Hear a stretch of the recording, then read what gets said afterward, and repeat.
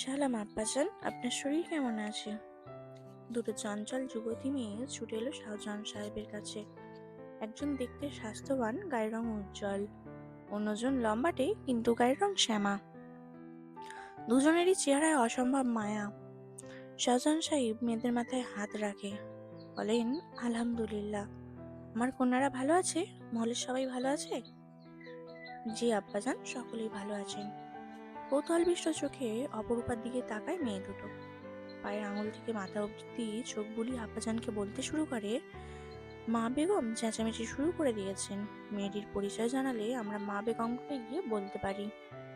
কথাটা বলার সময় নাদুস নুদুস দেখতে মেয়েটি চোখ নত করে রাখে।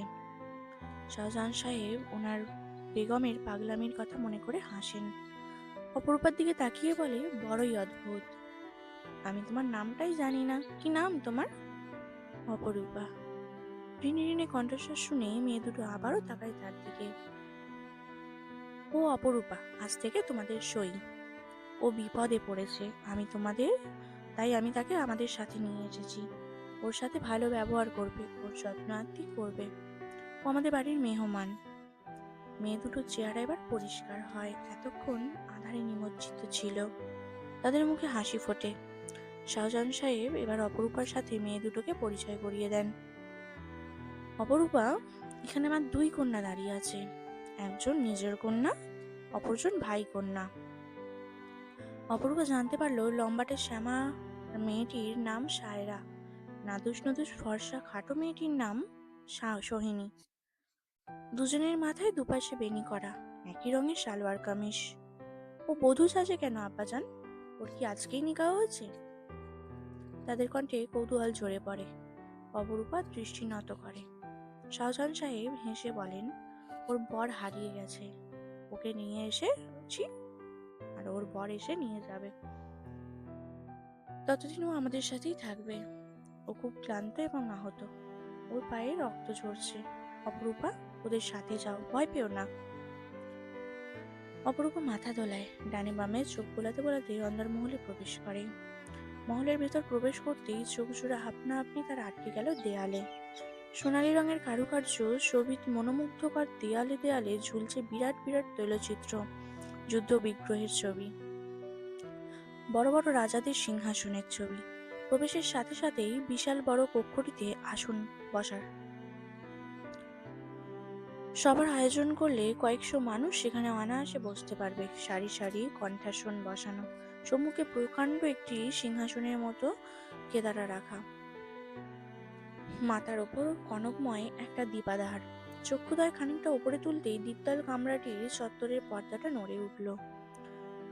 কপাল অব্দি ঘোমটা পড়া কয়েকজন মহিলা তৎক্ষণাৎ সরে গেল সেখান থেকে। ছোট্ট একটা কণ্ঠাসনে বসলো অপরূপা।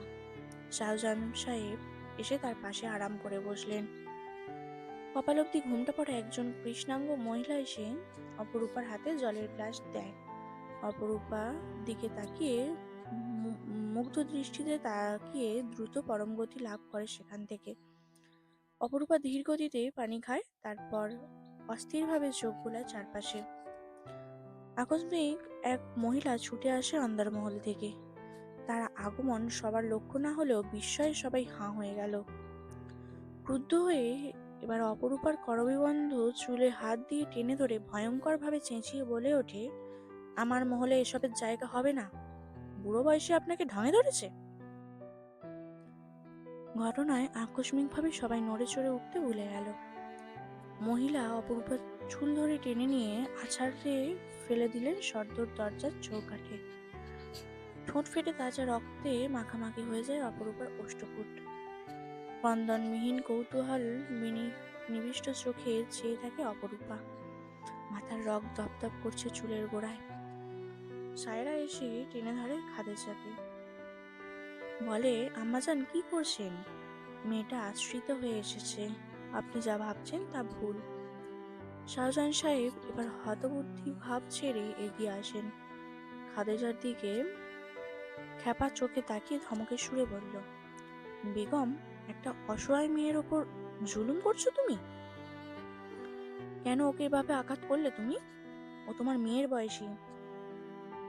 খাদিজা মতিভ্রষ্ট হয়। খ্যাপাটি চোখ জোড়া তার শীতল হয়ে আসে। নিজ কন্যার বয়সী মেয়েটার দিকে অপলক তাকিয়ে থাকার পর মনে হয় অনেক বড় ভুল হয়ে গিয়েছে। মেয়েটার পীড়িত বদনের দিকে তাকিয়ে নিজেরই রাগ হয়, কিন্তু স্বরূপ প্রকাশ না করে হনহনিয়ে গিয়ে ভেতরে গিয়ে গা ঢাকা দেয় সে। সৈনী গিয়ে অপরূপাকে তোলে। অপরূপা গায়ের ভর ছেড়ে দিয়ে কেঁদে ওঠে উচ্চস্বরে। কাবুলি পাঞ্জাবি পরিহিত একটা 5 কি 6 বছরের বাচ্চা এসে অপরূপার শাড়ি আঁকড়ে ধরে জানতে চায়, সুন্দর বউ, কাঁদছো কেন? ধূসর বর্ণের শাড়ি পরিহিত একটা মহিলা এসে ধমক দিয়ে ছেলেটার হাত ধরে টানতে টানতে ভেতরে চলে যায়। বাচ্চাটাকে দেখার পরপরই অপরূপার কান্না থেমে যায়।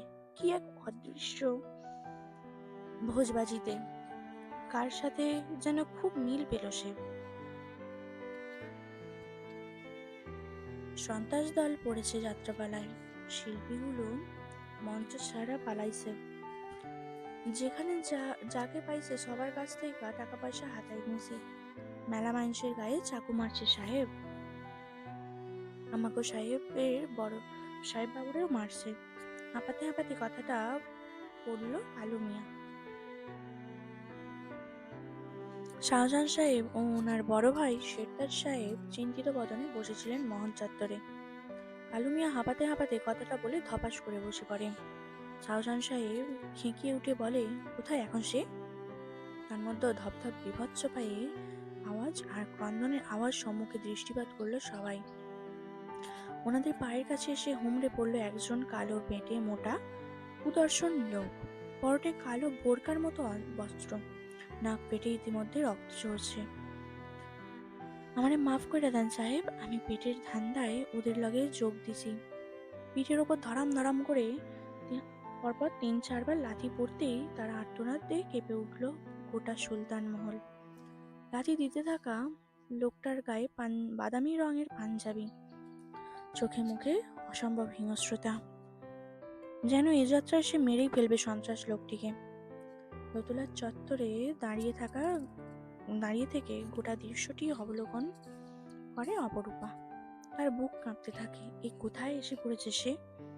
এরা এত নির্মম কেন?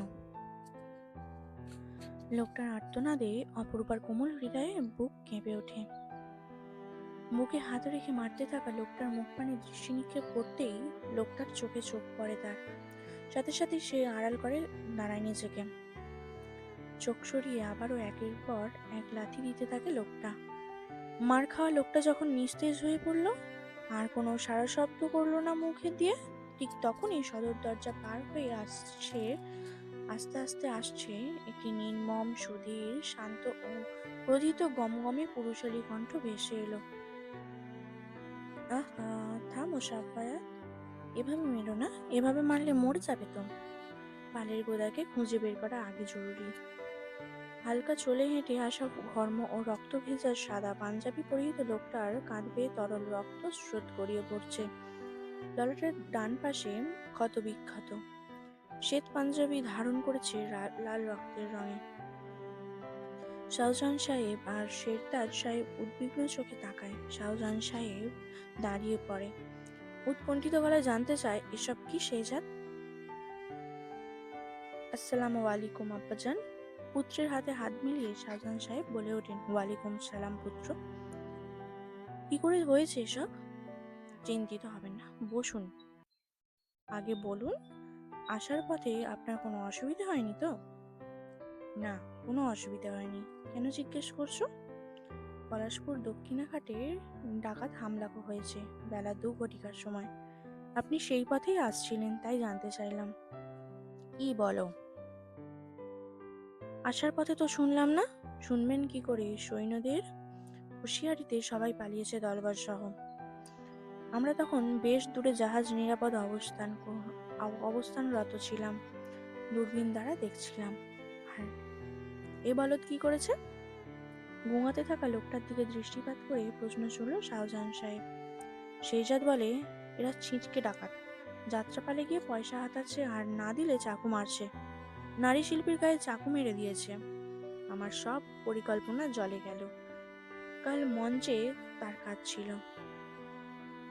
আমি এখনই এই অল্প সময়টুকুর জন্য নারী শিল্পী কোথায় পাবো? বলা শেষ হতে না হতেই কাঁধের ক্ষতস্থানে হাত দিয়ে অস্পষ্ট শব্দ করে সে। সাফায়াত মারতে মারতে ক্লান্ত হয়ে বন্ধুর পাশে এসে বসে। স্বাভাবিক হয়ে গলার স্বর খাদে নামিয়ে বলে, মহলে মনে হয় নতুন মেহমান এসেছে। শেহজাদ কপালে ভাঁজ করে তাকায়, বলে, সুলতান মহলে অতিথি আসবে যাবে, আর নতুন কি?